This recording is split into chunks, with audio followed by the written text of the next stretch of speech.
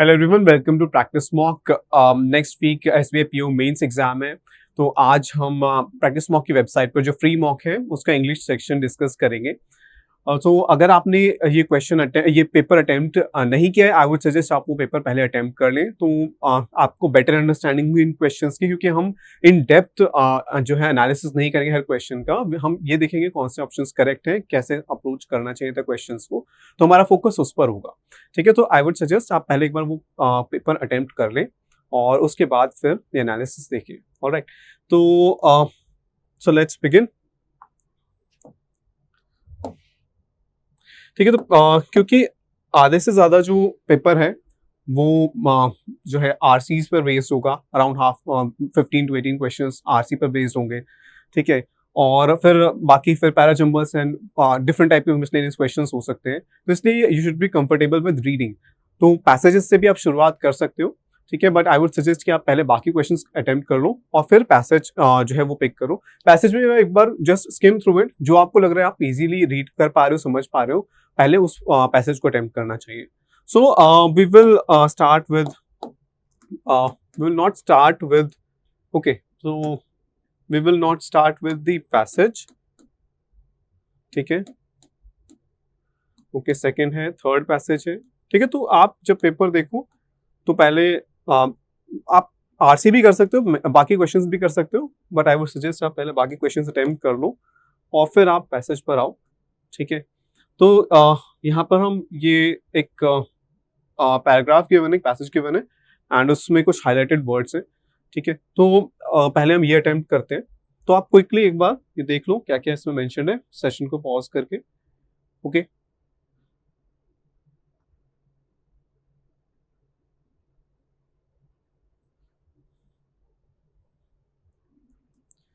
ठीक है,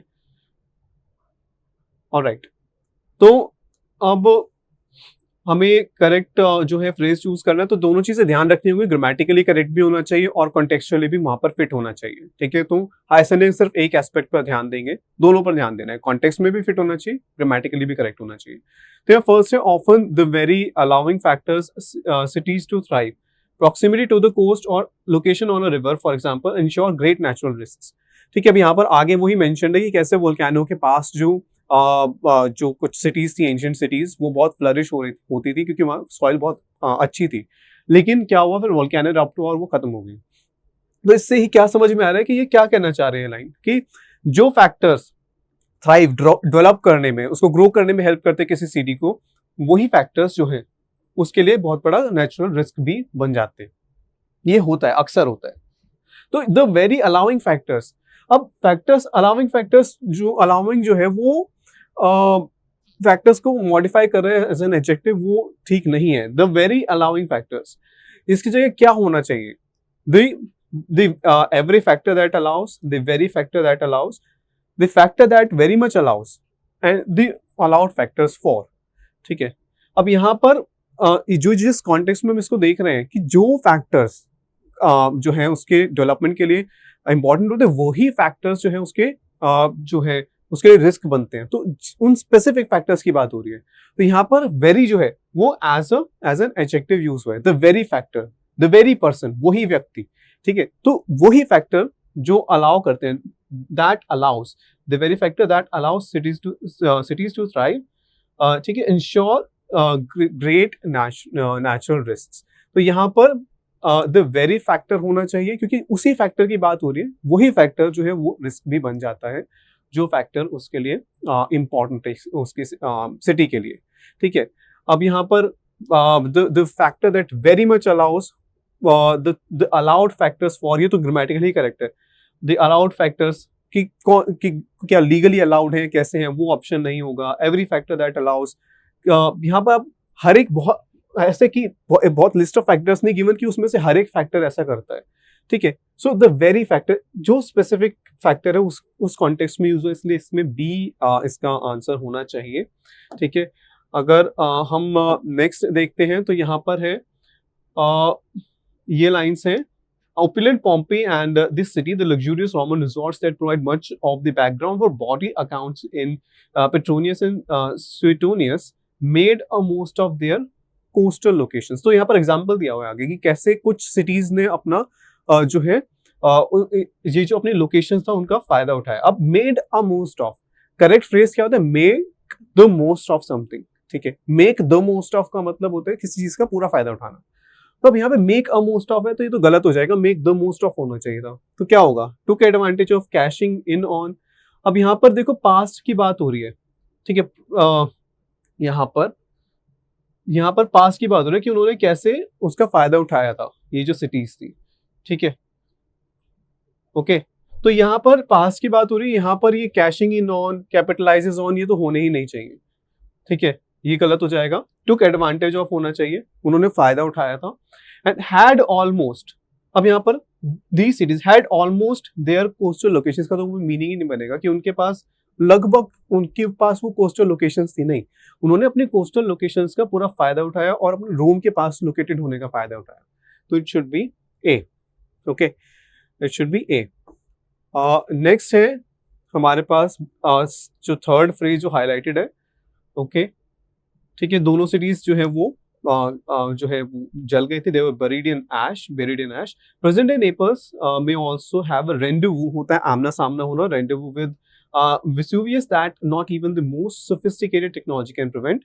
It is no accident। तो देखो जब फ्रेज है तो उससे पहले वाला भी और उसके बाद वाला भी जब आप रीड करोगे सेंटेंस तो आपको कॉन्टेक्स्ट मिलेगा कि क्या होना चाहिए यहाँ पे। It is no accident that vanishingly few of the world's enduring major cities have currently active volcanoes in their skylines. तो अब यहाँ पर इट इज नो एक्सीडेंट, ये फ्रेज जो है ग्रामेटिकली करेक्ट है, ठीक है। It is not an accident, ये भी करेक्ट होता है, और इट इज नो एक्सीडेंट, ये भी करेक्ट, ग्रामेटिकली करेक्ट होता है। इसका मतलब ये कि ये इत्तेफाक नहीं, गलत, ये गलती से नहीं हुआ कि किसी भी मेजर सिटी जो है, कोई भी मेजर सिटी किसी वोल्केनो के आसपास नहीं होती। तो ये सेंटेंस तो, ये फ्रेज तो ग्रामेटिकली करेक्ट है, ठीक है। अब हम हर एक ऑप्शन को तो निगेट नहीं कर रहे, ओके। नेक्स्ट हम देखते हैं यहाँ पर, ओके। सो नेक्स्ट है डी हमारा, it is D. So, okay, even today a volcanic eruption shall wipe out even the most modern societies, ठीक है। तो shall wipe out, तो यहाँ पर अब क्या है कि even today, आज भी, तो एक modern eruption shall wipe out जो है the most modern societies नहीं होगा, या तो होगा the most modern societies, society होगा, ठीक है। तो वो ठीक नहीं है यहाँ पे। तो और शैल भी जो है वो इट शोज कि ये ऐसा ही होगा, ठीक है, शोज डिटर्मिनेशन, बट यहाँ पर होना चाहिए कि ये शो कर रहा है पॉसिबिलिटी कि ऐसा हो, आज की डेट में भी ऐसा हो सकता है। तो कौन सा फ्रेज यहाँ पर इसको रिप्लेस कर सकता है? कैन क्रिपल्ड, कैन के साथ क्रिपल्ड तो यूज ही नहीं हो सकता, ये तो एलिमिनेट हो जाएगा, ठीक है। फर्स्ट फॉर्म वर्ब आनी चाहिए थी। Disaster, a volcanic eruption disastrously affect even modern societies, ठीक है। बट इवन टुडे जब है तो यहाँ पर फिर मॉडल वर्ब आनी चाहिए, इवन टुडे वोल्केनिक इरप्शन, ये यहाँ पर मॉडल वर्ब मिसिंग है। Can render even the most modern societies important, ठीक है। इरप्शन कैन, ये हो सकता है। Might wipe out even modernly civilisation क्या होता है? आप नाउन को मॉडिफाई करने के लिए आप एडवर्ब यूज नहीं करोगे, एडजेक्टिव यूज करोगे। तो इसका आंसर होगा सी, ठीक है। Can render even the most modern societies important, मतलब इनइफेक्टिव, कि अगर वोल्केनो इरप्ट होगा तो मॉडर्न सोसाइटीज भी कुछ नहीं कर सकती, ठीक है। नेक्स्ट हमारा है ई, ठीक है, ई, ठीक है। तो ये हमने देख लिया। Earthquakes are a different matter at most, each are harder to predict and they are harder to predict and it is harder to know to which locations are safe from them, ठीक है। तो यहाँ पर है, अब ये earthquakes different है, क्यों? क्योंकि दे आर, अब यहाँ पर एट मोस्ट कि ज्यादा से ज्यादा, अब यहाँ पर क्या ये बता रहे हैं कि उसके एक्सट्रीम बाउंड्री बता रहे हैं कि ऐसा होगा, या यहाँ पर ये बता रहे हैं कि अर्थक्वेक्स डिफरेंट क्यों है? क्योंकि वो हार्डर टू प्रेडिक्ट है। तो ये बताया जा रहा है, रीजन दिया जा रहा है, ना कि ये बताया जा रहा है कि ज्यादा से ज्यादा क्या हो करेंगे वो। तो ये एटमोस्ट तो यहाँ फिट नहीं हो रहा। फॉर व्हाट इट्स वर्थ, ये कहाँ यूज करते हैं हम कि मतलब अगर हम कहें कि कोई अनइम्पॉर्टेंट कोई इंफॉर्मेशन हम प्रोवाइड करते हैं, हैविंग सेड दैट, ये कंट्रोडिक्टरी स्टेटमेंट के लिए हम यूज करते हैं, ठीक है। तो ये सब फ्रेजेस जब आप रीड करोगे आपको उनका आइडिया होता जाएगा। As a matter of fact, जब हम कोई इंफॉर्मेशन को करेक्ट करते हैं, जो हमने दी है गलत इंफॉर्मेशन, क्या यहाँ से कोई यूज हो रहा है इनमें से? फॉर वन थिंग, अच्छा अब यहाँ देखो, यहाँ अगले नेक्स्ट सेंटेंस में ऑल्सो है, देयर इफेक्ट ऑन, तो ये अलग अलग रीजंस दिए हुए हैं कि ये डिफरेंट क्यों है। एक तो ये हो गया, दूसरा ये हो गया, ऑल्सो गिवन है नेक्स्ट सेंटेंस में। तो यहाँ पर ये होना चाहिए फॉर वन थिंग कि एक तो उनको प्रेडिक्ट करना मुश्किल है, दूसरा उनके इफेक्ट का जो सिटीज उसका इनका जो इम्पैक्ट पड़ेगा सिटीज पे, वो डिपेंड करता है कि गवर्नमेंट का कैसा रिस्पॉन्स होगा, सिविक रिस्पॉन्स कैसा होगा। तो यहाँ पर ये डी फिट हो रहा है, ठीक है। बाकी जो मैंने आपको बताया उनके मीनिंग वो नहीं फिट हो रहे हैं यहाँ पर, इट शुड बी डी, ठीक है। तो यहाँ पर ये हमने देखा। एंड अगर हम लास्ट देखें एफ, ठीक है, अगर हम एफ देखें तो यहाँ पर है, ठीक है। सो बट ठीक है, सिविक रिस्पॉन्स है, यहाँ पर चिले का अर्थक्वेक की बात हुई है, ठीक है। और 500 times stronger than what hit port of Prince high tea, तो हाइटी में जो अर्थक्वेक आया था उससे 500 गुना ज्यादा पावरफुल आया था चिले में। लेकिन लेकिन क्या हुआ, हाइटी में ज्यादा डैमेज हुई, ये हमें समझ में आ रहा है रीड करके, ठीक है। तो ये यहाँ पे अब ये inability of a failed government to react to disaster bring subsequently more damage to Haiti, अब ये पास्ट की बात हो रही है, ठीक है। तो हाइटी में एक उससे भी पहले 2010 में आया था चिले में, उससे भी एक महीने पहले हाइटी में आया था। तो यहाँ पर पास्ट की बात हो रही है, तो यहाँ पर ब्रिंग नहीं आ सकता, ब्रॉट होना चाहिए था, ब्रॉट। और सब्सिक्वेंटली मोर डैमेज नहीं होगा, ठीक है। सब्सिक्वेंटली मोर डैमेज को मॉडिफाई करने के लिए we don't need and adverb, तो ये गलत है फ्रेज। क्या होगा इसकी जगह? Insured for greater damage in Haiti, inflict more damage, ये भी बेस फॉर्म वर्ब है, ठीक है। Brought further damage due to, तो फर्दर के बाद फर्दर, ठीक है। एंड फिर उसके बाद नाउन होना चाहिए, डैमेज नहीं होगा, डैमेज होना चाहिए, ठीक है। कॉज्ड मेजर डैमेज, टू भी हाईलाइटेड है, तो यहाँ पर टू तो है ही नहीं, ठीक है। तो यहाँ पर मिसिंग क्या है, हमारा प्रेपोजिशन मिसिंग है। तो यहाँ insured for greater damage in high tea हो सकता है, ठीक है। इन हाइटी ये करेक्ट है, तो यहाँ पर it is a, okay, it is a. तो हमने देखा अभी जो हमारा क्लोज पैसेज, जो हमारा फ्रेजेस, हाईलाइटेड फ्रेजेस थे, उन्हें रिप्लेस करना था। अब हम आते हैं जो सेट ऑफ 2 क्वेश्चंस हैं, तो इसमें हमें एक तो पैराजम्बल से, दूसरा ऑड वन आउट हमें फाइंड आउट करना है, ठीक है। तो 2 क्वेश्चंस का सेट है, तो इनको आप एक बार क्विकली इनको अरेंज कर लो, फिर हम देखते हैं कौन सा ऑर्ड है, ये भी आप मार्क कर सकते हो, ठीक है। चलो, तो अब यहाँ पर देखते हैं।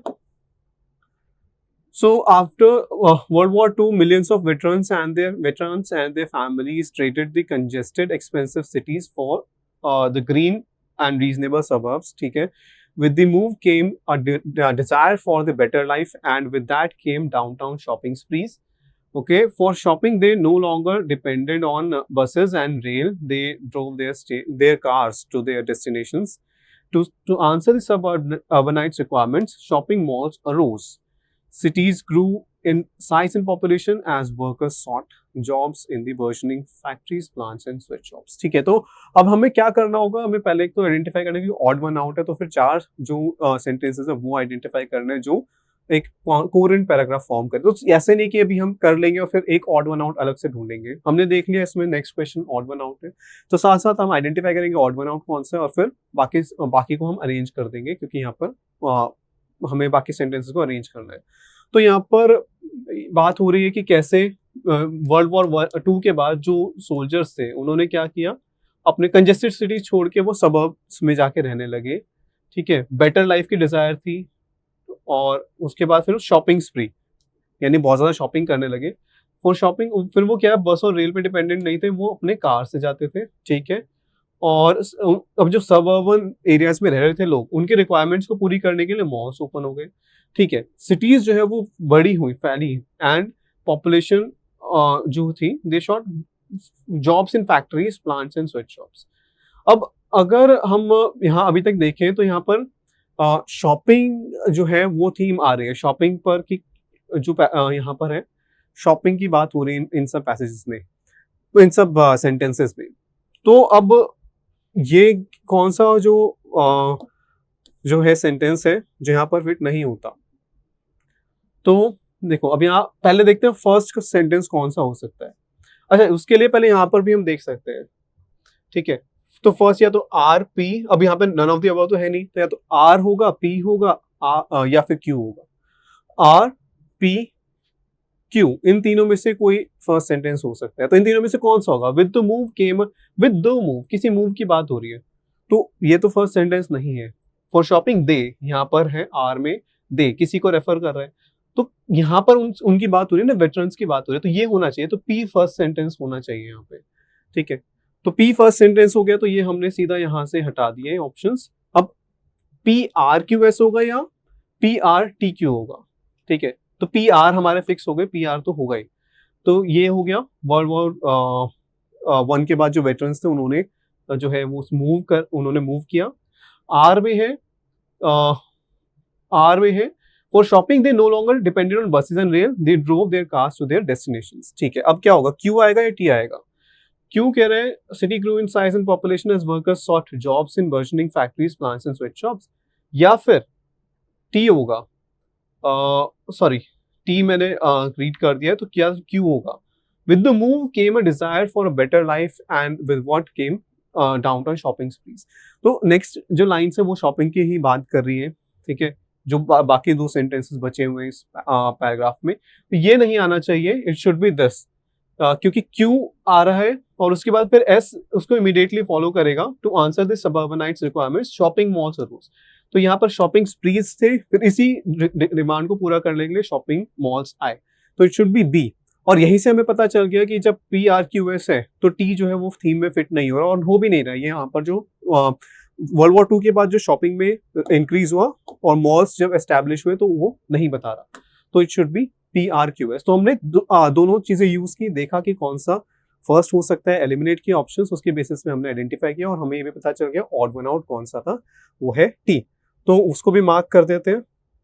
ठीक है, उसको भी मार्क कर देते हैं, तो ये हो जाएगा हमारा टी हो जाएगा जो ऑड सेंटेंस है इस पैसेज में।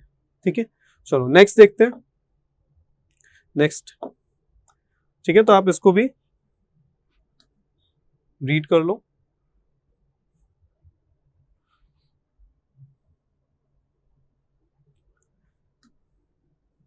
ठीक है, चलो, तो अब हम पहले एक बार ऑप्शन से पहले एक बार हमें we need to go through it कि किस बारे में है जो पैसेज है, और यहाँ पर भी हमें देख के क्या पता चल रहा है, क्यू पी आर। तो हम जब रीड करेंगे तो क्यू पी आर में से कोई फर्स्ट सेंटेंस होना चाहिए।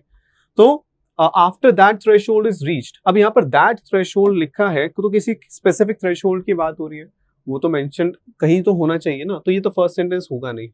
ठीक है, तो ये तो हो नहीं सकता फर्स्ट सेंटेंस। ठीक है, after that threshold is reached though there is limit to how much people eat per capita calorie consumption is the richest in the richest and fattest countries is only 2 times the subsistence level. Okay, ठीक है, farm jobs disappeared for a simple reason, technology vastly reduced the labor hours needed to produce a unit of food while the growth in demand for food was and remains limited. ठीक है, and the big changes in societal consumption are found in the variety and quantity of fabricated things that we own or use, और ये कह रहा है। ठीक है, and S is about ठीक है, S is unlike food, however, the demand for things that we invent and make is essentially unlimited. ठीक है, तो ये and the demand for food rises from population growth boosted by the malnourished eventually eating about as much as people in developed nations. अच्छा, यहाँ पर अगर हम अभी तक हमने जो रीड किया, यहाँ पर एक थ्रेशोल्ड की बात की थी, क्या इसमें से किसी सेंटेंस में थ्रेशोल्ड की बात हो रही है? कोई थ्रेशोल्ड क्या होता है? एक लिमिट। यहाँ पर जैसे ही हमने रीड किया कि demand for food rises from population growth boosted by the malnourished eventually eating about as much as people in developed nations. तो ये है कि पॉपुलेशन ग्रोथ से फूड की डिमांड बढ़ती है एंड जब पुअर पीपल भी रिच पीपल जितना खाने लग जाते हैं तो तब तक डिमांड जो है वो बढ़ती है फूड डिमांड। तो इससे क्या पता चल रहा है कि ये एक लिमिट की बात हो रही है और यहाँ पर थ्रेशोल्ड को भी रेफर किया गया है। तो ये पी क्यू जो टी और पी है ये पेयर फॉर्म कर रहे हैं, ठीक है, टी और पी पेयर फॉर्म कर रहे हैं। ओके तो क्या टी और पी यहाँ पर कोई पेयर फॉर्म कर रहे हैं? ठीक है, ये तो हमने एलिमिनेट कर दिए। टी और पी यहाँ पेयर फॉर्म कर रहे हैं, क्यू एस टी पी, ठीक है। तो अभी इसको भी हम कंफर्म कर लेते हैं, क्या ये क्यू एस टी पी एक पैराग्राफ फॉर्म करें, कोहेरेंट पैराग्राफ। तो फर्स्ट सेंटेंस जो है क्यू या आर में से हो सकता था। अब आर जो था, the big changes in societal consumption are found in the variety and quantity of fabricated things that we own और यूज, या फिर farm jobs disappeared for a simple reason. Farm jobs की रिडक्शन की बात हो रही है कि reduced labor hours needed to produce a unit of food while growth in demand for food was limited।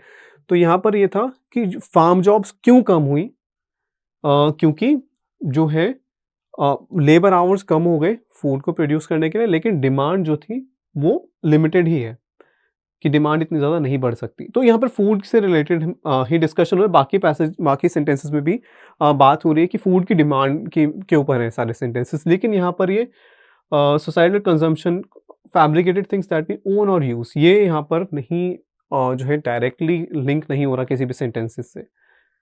तो यहाँ पर क्यू और फिर उसके बाद क्या एस क्यू के बाद फॉलो कर सकते हैं, अनलाइक फूड हाउएवर। तो इससे प्रीवियस सेंटेंस में फूड की डिस्कशन होनी चाहिए, तो इसमें तो है ही नहीं, ठीक है, तो आर नहीं है, ठीक है, तो यही होगा Q S T and P, यही होना चाहिए, ठीक है। और इसी से हमें ये यहाँ पर यही पता चल गया था कि आर जो है वो यहाँ पर फिट नहीं हो रहा, ठीक है। तो ये होगा हमारा आंसर, और आर जो है वो यहाँ पर फिट नहीं हो रहा, ठीक है। तो आर जो है ऑड सेंटेंस हमारा आर हो जाएगा, ठीक है। ओके, तो नेक्स्ट है हमारा नेक्स्ट ये जो हमारा सेट ऑफ सेंटेंसेस है उसमें क्या गिवन है, आप एक बार क्विकली देख लो। ओके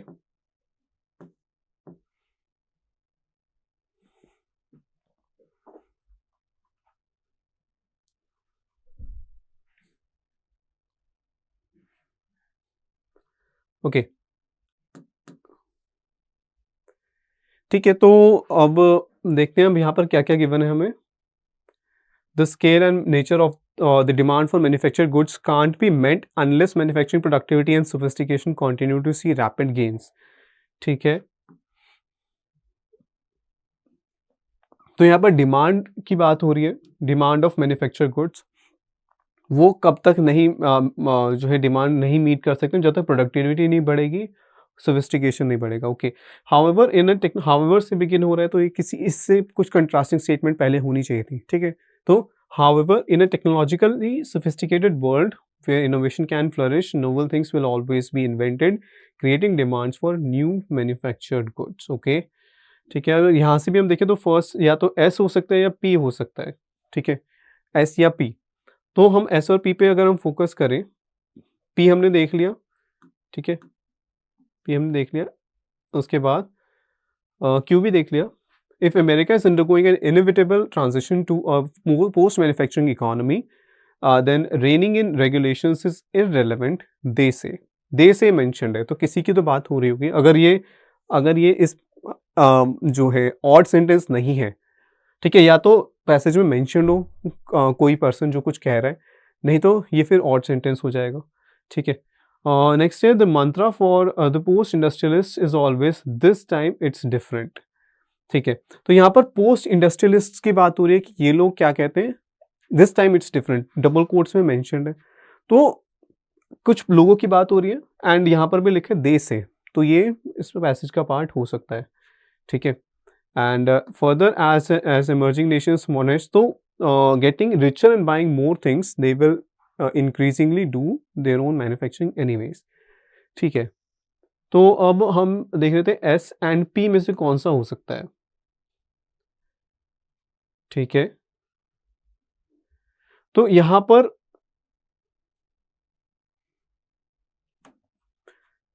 ठीक है, okay, so the scale and nature of the demand for manufactured goods can't be met unless manufacturing productivity and sophistication continue to see rapid gains. तो यहाँ पर बात हो रही है प्रोडक्टिविटी की, लेकिन यहाँ पर बात हो रही है डिमांड की, बात हो रही है यहाँ पर, ठीक है, यहाँ पर बात हो रही है कुछ पोस्ट इंडस्ट्रियलिस्ट कुछ कह रहे हैं, एंड यहाँ पर देयर ओन मैन्युफैक्चरिंग, तो ये भी डिमांड से रिलेटेड हो सकता है। तो अगर यहाँ पर हम ये देखें कि if America is undergoing an inevitable transition to post manufacturing economy, हाँ, तो यहाँ देखो द मंत्रा, अब यहाँ पर जो ये लोग कह रहे हैं और यहाँ पर दे से है, तो एस और आर कहीं ना कहीं ये इसके ठीक इमिडिएटली फॉलो करेगा इसके बाद आर, क्योंकि पोस्ट इंडस्ट्रियलिस्ट ने यहाँ पर एक स्टेटमेंट दी और यहाँ पर फिर वो कह रहे हैं कि अगर अमेरिका जो है वो एक पोस्ट मैन्युफैक्चरिंग इकोनॉमी बन जाएगा तो रेगुलेशंस को कंट्रोल करना, रेन इन करना इररेलेवेंट है। तो एस और आर अगर पेयर फॉर्म कर रहे हैं तो यहाँ पर एस एन आर यहाँ पर ये आ रहा है, तो क्या एस आर टी क्यू एक कोरेंट पैराग्राफ फॉर्म कर रहा है। एस आर फर्दर कहाँ यूज़ करते हैं, जब इससे पहले एक स्टेटमेंट में कुछ गिवन हो, उसी को ही पॉइंट को एलैबोरेट कर रहे हैं नेक्स्ट स्टेटमेंट में। तो यहाँ पर ये गिवन था, तो further as emerging nations modernize getting richer and buying more things they will increasingly do their own manufacturing anyways. तो यहाँ पर भी पोस्ट मैन्युफैक्चरिंग इकोनॉमी की बात हो रही है और फिर कह रहे हैं कि अगर और जो डेवलपिंग कंट्रीज है वो अपनी खुद मैन्युफैक्चरिंग खुद ही करेंगे, ठीक है।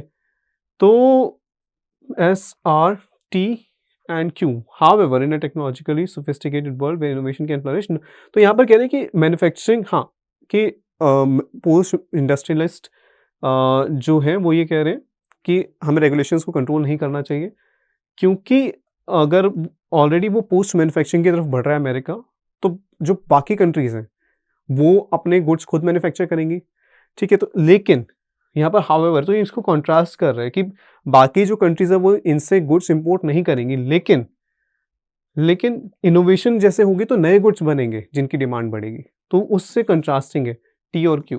तो यही होना चाहिए, एस आर टी क्यू ही होना चाहिए। एंड पी जो है, ठीक है, तो ये प्रोडक्टिविटी और सोफिस्टिकेशन की बात करें, डिमांड की बात नहीं कर रहे, बाकी सारे सेंटेंसेस डिमांड को रेफर कर रहे हैं। तो एस आर टी क्यू जो है वो हमारा आंसर होगा और पी जो है वो हमारा ऑड सेंटेंस हो जाएगा, ठीक है, ओके। चलो नेक्स्ट है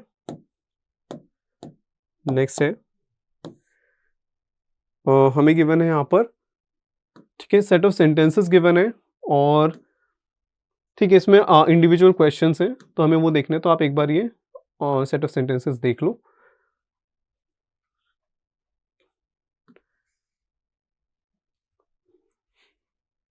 ठीक है, तो इसको स्टार्ट करते हैं। अब फर्स्ट है हमारा स्टेटमेंट पी से highlighted words, which of the highlighted words in statement P is contextually inappropriate. P है हमारे पास, had it not been for cataclysmic first world war this person Lenin, ठीक है, तो ये पूरा नाम है, लेनिन के नाम से जानते हैं, would have remained as he should have remained and obviate. अब यहाँ पर cataclysmic first world war, cataclysmic बहुत ज़्यादा जिसमें डैमेज हो, बहुत ज़्यादा डिजास्ट्रस, तो वो तो फिट हो रहा है यहाँ पे, कैटेक्लिज्मिक फर्स्ट वर्ल्ड वॉर। अच्छा, यहाँ पर जो ये लेनिन है, अगर वर्ल्ड वॉर वन नहीं होती तो ये क्या होता है कि ऑब्विएट मीन्स कोई चीज़ जो है, किसी चीज़ को आप कोई ज़रूरी नहीं होती कोई चीज़ करनी, ठीक है, obviates the need to do this, यानी अब वो चीज़ को करने की ज़रूरत नहीं है, लेकिन वो एक वर्ब है, यहाँ पर हमें एन के बाद एक नाउन होना चाहिए, ठीक है, तो ऑब्विएट तो एक वर्ब है, तो यहीं से ही हमें पता चला कि बी जो है वो इनएप्रोप्रिएट है, ग्रामेटिकली ही यहाँ पर फिट नहीं हो रहा, ठीक है। बाकी क्या है कि पॉलिटिकल पैम्फलेट्स जो थे, हेटफुल पॉलिटिकल पैम्फलेट्स, तो वो उसी में ही इन्वॉल्व रहते हैं, पैम्फलेट्स जो बांटे जाते हैं पर्चे, with no chance to put is fathomless misanthropy dislike for humanity, ठीक है, एंड फेथमलेस मतलब जिसका कोई जो है गहराई जो है वो नहीं हम गेज कर सकते, ठीक है। So no chance to put is fathomless मिसएंथ्रोपी into practice, यानी कि वो उसको एग्जीक्यूट नहीं कर पाते। तो यहाँ पे हमें पता चल गया ऑब्वियट इसका आंसर होगा। नेक्स्ट है हमें क्यू में बताना है कनेक्टर्स। क्यू में 2 सेंटेंसेस गिवन है, ठीक है, तो कौन से कनेक्टर ने कनेक्ट कर सकता है। The world would have escaped a lot of trouble, history is what it is, not what it ought to have been, and Lenin was indisputably one of the 20th century's most important man.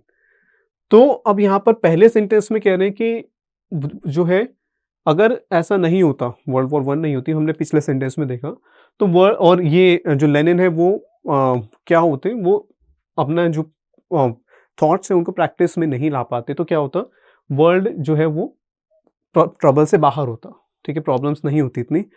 History is what it is. अब यहाँ पर next statement में कह रहे कि अब history तो अब जैसी है वैसी है, तो यहाँ पर ये not what it ought to have been. तो यहाँ पर जो पहले जो सेंटेंसेस है वो बता रहे हैं कि क्या होता है ऐसा, ठीक है, लेकिन फिर यहाँ पर ये बात करें लेकिन हिस्ट्री तो जैसी है वैसी है, तो कंट्रास्टिंग स्टेटमेंट्स है कि ऐसा होता तो ऐसा हो जाता, हम इमेजिन कर रहे हैं, बट यहाँ पर कह रहे हैं कि ये फैक्ट तो यही है, तो एक कंट्रास्टिंग स्टेटमेंट्स है, ठीक है। और यहाँ पर कौन सा जो कनेक्टर है वो कंट्रास्ट शो करता है, अनलेस कंडीशनलिटी शो करता है, मोर ओवर एडिशनलिटी, यानी कि हम एक और कुछ एडिशनल पॉइंट बताते हैं किसी चीज़ के बारे में, हाउएवर जो है वो शो करता है कंट्रास्ट, ठीक है। फर्दर मोर भी एडिशनल इन्फॉर्मेशन जो हम प्रोवाइड करते हैं, देयरफॉर जो है वो शो करता है इफेक्ट। तो यहाँ पर शुड बी हाउएवर, कि however history is what it is, not what it ought to have been, ठीक है। तो ये यहाँ पर था। नेक्स्ट है हमारा रीअरेंजमेंट, हमें बताना है स्टेटमेंट आर का, ठीक है।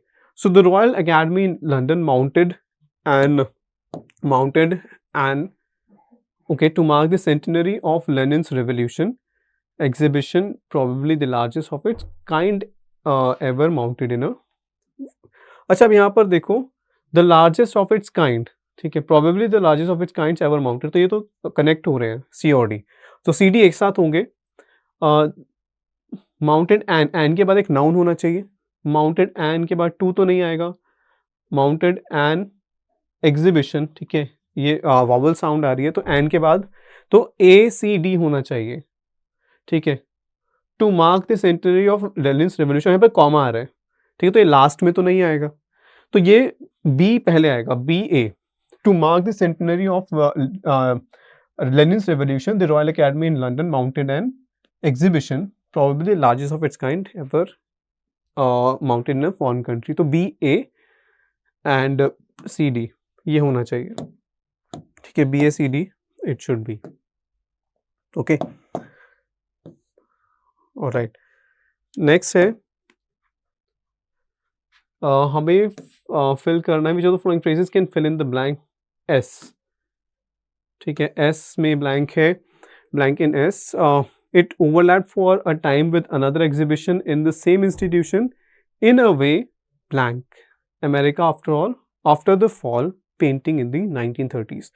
तो रॉयल अकेडमी ने ऐसी एग्जीबिशन लगाई थी, और ऐसी पहली एग्जीबिशन थी जो किसी फॉरेन कंट्री में लगी लेनिन के बारे में।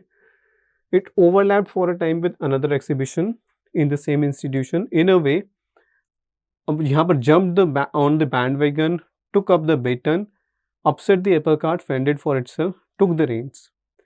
तो यहाँ पर जो एक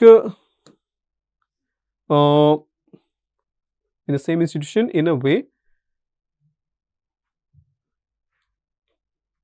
ठीक है, तो जंप ऑन द बैंडवैगन होते ट्रेंड को फॉलो करना, ठीक है, तो यहाँ पे वो तो नहीं मीनिंग आ रहा। Took up the baton means कुछ कोई रिस्पॉन्सिबिलिटी लेना, ठीक है, okay. Upset the apple cart यानी कि कोई प्लान्स को आप फॉइल कर देते हो, ठीक है, कोई चीज़ जो है वो सक्सेसफुल नहीं हो पाती। And fend for one self मतलब अपने लिए ही करना, आपके पास कोई हेल्प नहीं होती, तो फेंड फॉर वन सेल्फ तो बिल्कुल भी नहीं हो सकता, ए और डी नहीं हो सकते। टुक द रेंस, ठीक है, टुक द रेंस का मतलब होता है कोई रिस्पॉन्सिबिलिटी ले लेना किसी ऑर्गेनाइजेशन की या इस तरह। तो यहाँ पर हमें बताना है कि it overlapped with another exhibition in the same institution that in a way, तो in a way took up the baton हो सकता है कि उसने रिस्पॉन्सिबिलिटी ली ऑर्गेनाइजेशन ने, एक तो एक तरफ लेनिन के बारे में बताया, दूसरी तरफ अमेरिका के बारे में बताया, ठीक है। So it should be, can be B, बाकी जो है वो फिट नहीं हो रहे, उनके मीनिंग भी हमने देख लिए। नेक्स्ट है नेक्स्ट है हमारा टी। हमें बताना है हाईलाइटेड वर्ड्स में से, हाईलाइटेड वर्ड है जक्सटापोजिशन। तो वेदर इंटेंडेड और नॉट द जक्सटापोजिशन वाज इंस्ट्रक्टिव। तो यहाँ पर जक्सटापोजिशन होता है, आप कोई दो चीज़ों को साथ में रखते हो दोनों में फ़र्क दिखाने के लिए। तो यहाँ पर लेनिन की एग्जीबिशन थी और एक अमेरिका की थी, तो उनके बीच में डिफरेंस दिखाया था, तो ये इंस्ट्रक्टिव था। ओके हमें सीखने को मिला। For it allowed comparison of the artistic production of the two fateful nations during some of their most turbulent years. दोनों के बीच में डिफरेंस शो किया। अब जक्सटापोजिशन से क्या सिमिलर होगा? प्रॉक्सिमिटी होता है पास में कोई चीज़ होना, पर्स्पिकेसिटी होता है कि जो है आप कुछ जो ऐसे कॉन्सेप्ट्स जो आसानी से नहीं समझ पाते बट आप you are quick to understand those things, ठीक है। तो वो भी नहीं। कॉन्फ्लुएंस होता है मर्जर, ठीक है। कंपैटिबिलिटी होता है कि कंट्रास्ट का मीनिंग होता है कि आप दो चीज़ों को साथ में रख रहे हो फ़र्क दिखाने के लिए। तो यहाँ पर ये भी लिखा है ना, कंपैरिजन हो रहा था, तो ये कंट्रास्ट सिमिलर मीनिंग कन्वे कर रहा है। कंपैटिबिलिटी तो देखो कैसे दो चीज़ें एक साथ चल सकती हैं, ठीक है। So it should be E. Juxtaposition का होगा कंट्रास्ट, ठीक है। तो हमने ये 155 तक हमने ये कर लिया है। तो अब हम आते हैं आरसीज पे, ठीक है, रीडिंग कॉम्प्रिहेंशन पैसेजेस पे। ओके तो अब इसमें आपको क्विकली ये रीड करना है, ठीक है। तो आप सेशन को पॉज करके एक बार ये रीड कर लो और फिर हम देखते हैं। ओके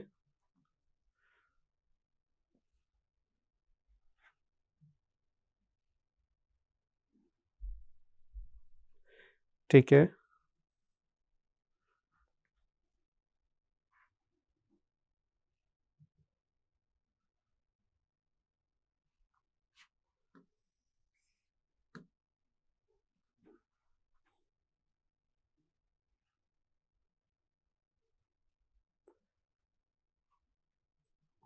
ठीक है। तो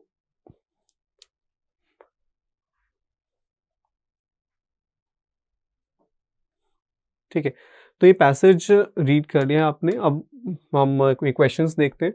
सो which of the following inferences can be drawn from the third paragraph. जब पैराग्राफ स्पेसिफिकली मेंशन्ड है तो फिर हम सिर्फ उसी पैराग्राफ में ही देखेंगे, बाकी पैराग्राफ्स में हम फोकस नहीं करेंगे। थर्ड पैराग्राफ ये रहा, फर्स्ट ये रहा, सेकेंड एंड थर्ड, ठीक है। तो अब यहाँ पर क्या गिवन है? तो थोर्स्टाइन वेल्बन्स कॉन्सेप्ट ऑफ अब यहाँ पर आपने रीड करे तो ये अमेजोन के बारे में, उसके एक्सपेंशन के बारे में है। तो conspicuous consumption is given blank to Jeff Bezos' notion of continuous consumption. To that end, fulfillment center employees are expected to move goods from miles of shelves, package them in cardboard boxes and then convey them to loading docks, all within a matter of minutes. तो workers के बारे में यहाँ पर बताया हुआ, each worker is closely supervised and measured for productivity. Each must be able to lift up to 49 pounds and to stand or walk across concrete floors for as long as 10 hours a day. तो उनके working conditions यहाँ पर describe की हुई है। Collective bargaining is not Amazon's thing. None of its warehouses unionized. Unions नहीं है वहाँ पे किसी भी इनके warehouse में. The company is quick to point out that employees on the floor are generally paid between $10 and $14 per hour and that they receive health insurance and a 401k match of 50%। तो health insurance भी मिलता है उन्हें और उनकी wages mention है। तो ये यहाँ पर गिवन है। अब क्या इन्फर कर सकते हैं इस पैराग्राफ से? Amazon grossly underpays its warehouse workers for, grossly underpays, underpay मतलब कि जितना होना चाहिए उससे कम होगा। यहाँ पर देखो, यहाँ पर उनकी कंडीशंस यहाँ डिस्क्राइब की हुई है, वर्किंग कंडीशंस कि यहाँ दे इतना ये सब करना होता है, 10 आवर्स अ डे उन्हें वर्क करना होता है। तो यहाँ पर लेकिन जो यूनियनाइज नहीं, लेकिन कंपनी जो पॉइंट आउट कर रही है कि इतना जो है अमाउंट मिलता है, तो इससे आप ये समझ सकते हो कि कंपनी के अकॉर्डिंग तो ये अमाउंट अच्छा है, ठीक है, तभी वो इस पॉइंट आउट कर रहे हैं। दूसरा, यहाँ पर हमारे पास कंपैरिजन के लिए कुछ है नहीं कि जहाँ पर ये मेंशन हो कि जो अंडर पे किया जा रहा है, यानी कि कितना होना चाहिए ये भी मेंशन नहीं, तो हम ये इन्फर नहीं कर सकते, ठीक है। Amazon is known for its exploitative approach towards warehouse workers. अब एक्सप्लॉयटेटिव अप्रोच हम नहीं कह सकते क्लियरली, क्योंकि ये यहाँ पर इंटेंट ही नहीं किया, यहाँ पर उनकी एक तो बताया है कि क्या-क्या उनकी जो वर्किंग कंडीशंस है वो होती हैं। लेकिन यहाँ पर फिर ये भी मेंशन्ड है कि उनको इतना जो है मनी जो है वो पे किया जाता है और हेल्थ इंश्योरेंस भी है उनके पास। ठीक है? तो ये चीज़ें भी मेंशन्ड है। तो हम ये नहीं कह सकते कि अमेज़न जो है वो एक्सप्लॉइटेटिव अप्रोच है उसकी। Amazon pays its warehouse workers well but has high standards for performance, ये हो सकता है, बट हम पहले बाकी भी देख लेंगे। Nowhere are warehouse workers paid higher than at Amazon. Okay, तो क्या यहाँ पर बाकी किसी से कंपनी से कंपेयर किया नहीं किया है, तो हम ये तो इन्फर कर ही नहीं सकते, तो इजीली हमने एलिमिनेट कर दिया। तो Amazon uses a good pay and incentives to prevent warehouse workers from going on strike. तो यहाँ पर अब स्ट्राइक से रिलेटेड जो है वो कुछ क्लियरली मेंशन नहीं है कि क्या यहाँ पर स्ट्राइक होगी, नहीं होगी, कैसे होगी।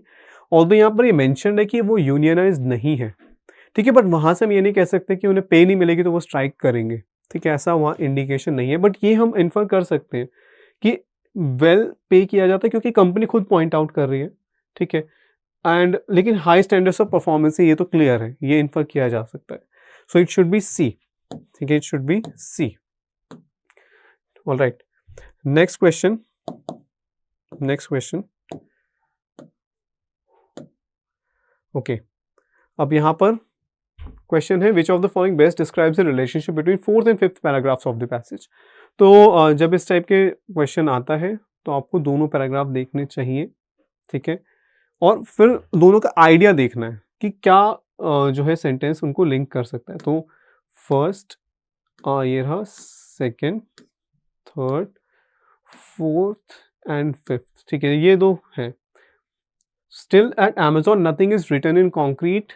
Conditions are about to change dramatically. People will no longer be required to fill Amazon's most repetitive and physically exhausting slots. ठीक है, यहाँ पर जॉब्स की बात हुई है कि रोबोट्स जो हैं वो रिप्लेस करेंगे वर्कर्स को उनके फुलफिलमेंट सेंटर्स पे, और ड्रोन्स भी खरीद रहे हैं ताकि सेम डे डिलीवरी हो पाए। तो ये सजेस्ट कर रहा है क्या कि this suggest cyborg run dystopia coming to a site near you. ऐसा लग रहा है कि सिर्फ रोबोट्स ही वर्क कर रहे होंगे हमारे आसपास, तो एक डिस्टोपियन जो है कि नेगेटिव एक फ्यूचर वाली इमेज ऐसा लगता है। बट यहाँ पर फिर कंट्रास्ट शो कर रहे हैं, नेक्स्ट ही पैराग्राफ जो है वो उससे कंट्रास्टिंग स्टेटमेंट से बिगिन हो रहा है, but that does not seem to be the case. तो ये ऑथर का ओपिनियन है कि वो नहीं, ऐसा नहीं है, ठीक है, ये डिस्टोपिया नहीं है। The New York Times reports that Amazon's eye-popping growth has turned it into hiring machine. तो जो है रोबोट्स तो आएंगे लेकिन हायरिंग भी होगी वहाँ पे, with unquenchable need for entry-level warehouse workers to satisfy customer orders. Many of those workers will be replaced by machines, yes, but many more will move up in the company. तो entry-level workers को कई replace भी होंगे, लेकिन कई workers को मौका भी मिलेगा ऊपर जाने का अपने जो है जो उनके जो हायरार्की है उसमें। तो यहाँ पर मेंशन था कैसे वो जॉब जो है वो कम हो जाएंगी रोबोट्स की वजह से, लेकिन यहाँ पर मेंशन है कि जो है मौका भी मिलेगा उन्हें। इसका मतलब ये नहीं कि जॉब्स चली जाएंगी, क्योंकि हायरिंग मशीन है वो, ठीक है, अमेज़न के लिए वर्ड यूज़ किया और वो ज़्यादा लोगों को हायर करेगा। तो कंट्रास्टिंग है दोनों स्टेटमेंट, दोनों पैराग्राफ। तो the fourth paragraph makes a prediction and the fifth contradicts it. Contradict कर रहा है क्या कि यहाँ पर जॉब्स चली जाएंगी, यहाँ पर नहीं जॉब्स मिलेंगी, या उनके लिए अच्छा भी होगा। तो ये इसका आंसर हो सकता है। Fourth paragraph talks about popularly held belief and the fifth debunk होता है उसको गलत साबित करना। तो ऐसा तो नहीं है, ठीक है, इसको गलत नहीं साबित किया गया, और ये पॉपुलरली हेल्ड बिलीफ ऐसा कुछ नहीं मेंशन्ड है। The fourth and fifth paragraphs portray picture of what Amazon's future might look like, ठीक है। तो यहाँ पर ऐसा नहीं है, यहाँ इसी स्टेटमेंट से ये क्लियरली ये आंसर होना ही चाहिए इसका, ठीक है। यहाँ इनसे ही पता चल गया, इन लाइन्स से ही हमें काफ़ी आइडिया हो गया कि जो दोनों पैराग्राफ से कंट्राडिक्टरी है, तो इसमें ए ही आंसर होना चाहिए इसका, ठीक है। बाकी जो है the fourth paragraph talks about the present nature of Amazon warehouses and the fifth talks about what will happen in the future. तो यहाँ पर अभी फोर्थ में भी फ्यूचर की बात हो रही है, ठीक है, कि फ्यूचर में ड्रोन्स होंगे और ये सब होगा, तो ये तो गलत हो गया। तो it should be A, okay, it should be A. Next है on what note does the author end the passage.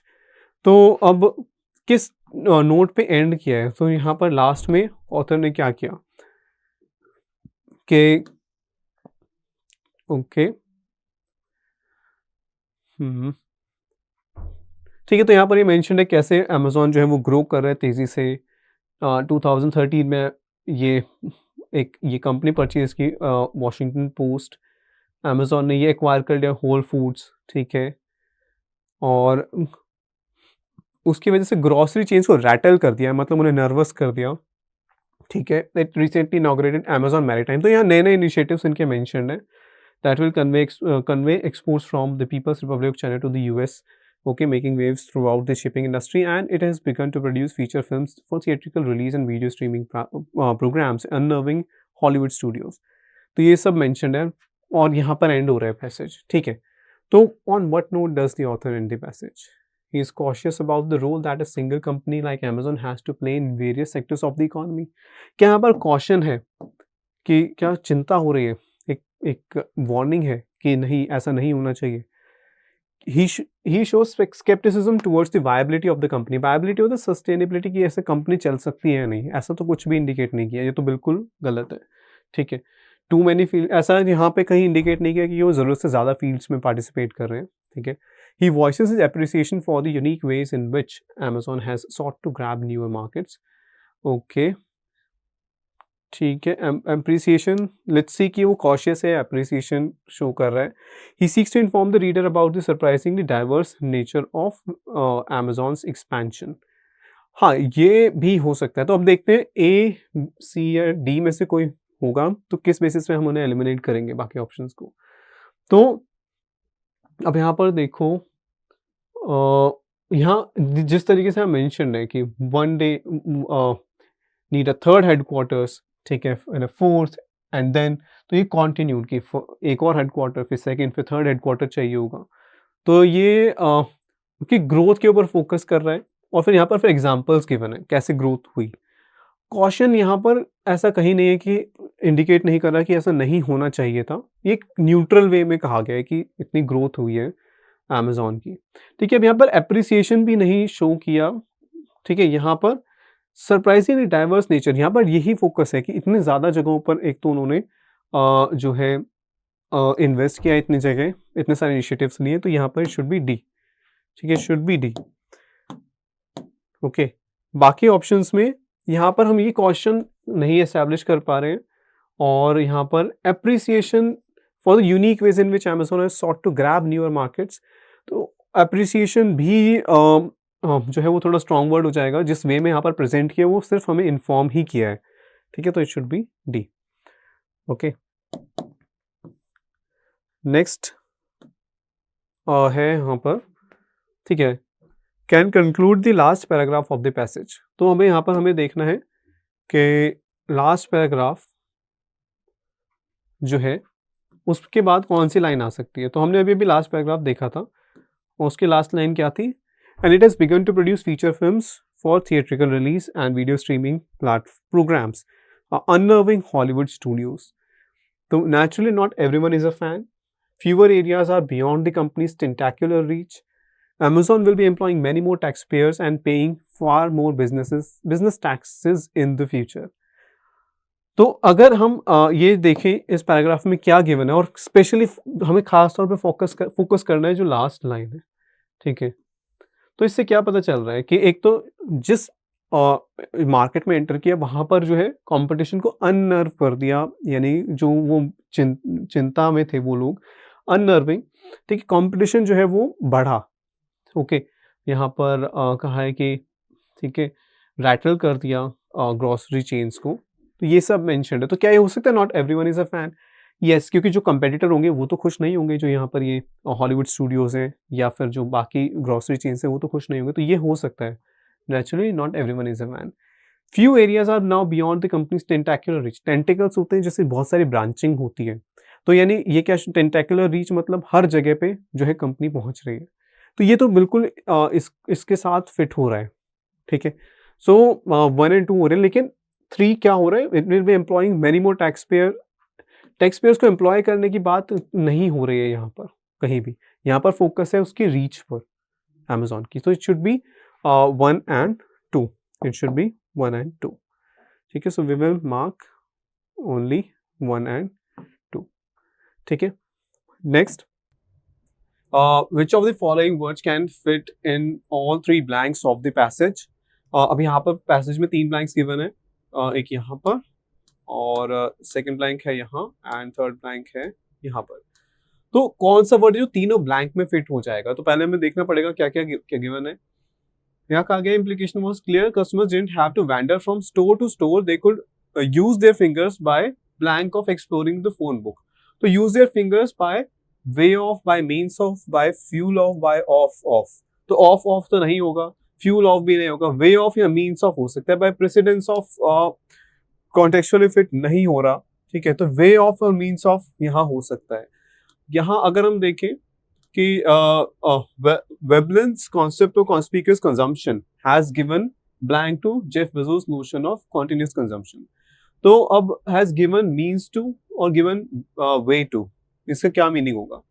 Given means किसी को देना है, यानी कि कुछ करने के लिए आप रिसोर्सेज प्रोवाइड करते हो, बट यहाँ पर मीनिंग डिफरेंट है। यहाँ पर है कि पहले एक थियोरिस्ट है, उनका कॉन्सेप्ट है कॉन्स्पिक्यूअस कंजम्पशन, यानी क्लियरली इजीली नोटिसेबल कंजम्पशन, और उसको अब रिप्लेस कर दिया है जेफ बेजोस के आइडिया ने, कॉन्टिन्यूस कंजम्पशन ने। तो यहाँ पर अब यह रिप्लेसमेंट के लिए तो वे होना चाहिए। एक बार हम थर्ड ब्लैंक भी देख लेते हैं।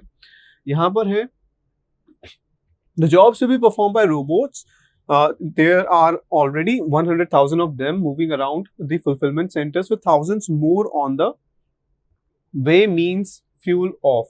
तो मोर यहाँ पर अगर इस ब्लैंक को देखो तो यहाँ पर सिर्फ वे ही फिट हो रहा है, तो तीनों ब्लैंक्स में वे आ रहा है, सो इट शुड बी वे, ठीक है। तो तीनों ब्लैंक्स में हमें चेक करना था। नेक्स्ट क्वेश्चन है which of the following can replace the highlighted phrase in the passage? Phrase highlighted कहाँ है? ओके, यहाँ पर है back in 2013 Bezos bought the supposedly unavailable Washington Post, causing tremors throughout the mainstream media. तो causing tremors throughout, इसको replace करना है एक वर्ड से, ठीक है। तो वो ग्रामेटिकली भी फिट होना चाहिए, ठीक है, सिर्फ मीनिंग ही नहीं होना चाहिए। अब causing tremors यानी कि क्या हुआ कि हिला दिया उस जो ये मेन स्ट्रीम मीडिया का जो सेक्टर था उसको शेकअप कर दिया, ठीक है। तो यहाँ पर कौन सा वर्ड है जो ये कह सकते हैं? Inspiring, startling, colliding, insinuating, complying. तो इसके लिए हमें मीनिंग पता होने चाहिए एंड आपको अपनी वोकैब जो है वो उसको over a period of time develop होती है। तो अब ऐसा नहीं कि अभी एग्जाम में तो आप वोकैब स्टार्ट करना वोकैब शुरू करेंगे, ऐसा नहीं है। जितना आपने किया उतना सफिशिएंट होगा, उसके बेसिस पे आप डेफिनेटली कुछ क्वेश्चंस अटेम्प्ट कर पाएंगे, ठीक है। हो सकता है किसी केस में ना आता हो तो कोई बात नहीं, बट अभी आपको वोकैब स्टार्ट नहीं करनी है, ठीक है। कुछ नया ऐसा नहीं कर रहे हैं इस टाइम पे। तो अगर आप अपने जितने आपकी अंडरस्टैंडिंग उसके बेसिस पे क्या लग रहा है क्या हो सकता है? Causing tremors through out the main stream media. तो अब यहाँ पर इंस्पायर करना तो नहीं है कि यहाँ से पता चल रहा है कि वहां पर जो है एक शॉकिंग जो इफेक्ट था मीडिया पे वो था, तो ये नहीं हो सकता। स्टार्टलिंग क्या होता है? किसी को सरप्राइज कर देना, हैरान कर देना, चौंका देना, ठीक है, सरप्राइज विद शॉक, ठीक है, तो ये हो सकता है। कोलाइड होता है ये तो टकराना, ठीक है। एंड इंसिन्यूएटिंग, इंसिन्यूएट होता है आप किसी को कुछ इनडायरेक्टली कुछ हिंट करते हो, इनडायरेक्टली आप कुछ कुछ कहते हो कि डायरेक्टली नहीं बताते, बट आप इंडिकेट करते हो ऐसा होगा। बट यहाँ पर कुछ ऐसा इंसिन्यूएशन तो नहीं हमें मिल रहा। एंड कंप्लाई करना तो होता है किसी रूल या रेगुलेशंस को फॉलो करना, तो यहाँ पर वो मीनिंग है ही नहीं। कॉज ट्रेमर्स थ्रू आउट, तो ये स्टार्टलिंग ही होना चाहिए, इट शुड बी स्टार्टलिंग, ठीक है, एंड स्टार्टलिंग इट इज। तो यहाँ पर फिट भी होगा कि Bezos bought the supposedly unavailable Washington Post, startling the mainstream media, ठीक है, तो ये करेक्ट है। ओके, सो नेक्स्ट क्वेश्चन देखते हैं, ठीक है। तो अब हमारा नेक्स्ट पैसेज है, तो आपको क्या करना है? पैसेज रीड करना है एक बार क्विकली, वीडियो को पॉज करके, एंड फिर इसको हम देखते हैं,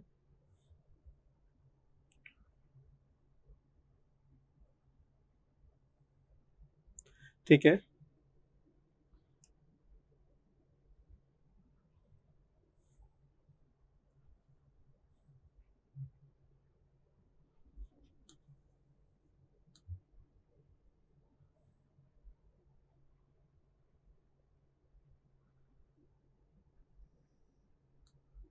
चलो तो ये अब यहाँ पे हमारा पैसेज खत्म हो गया।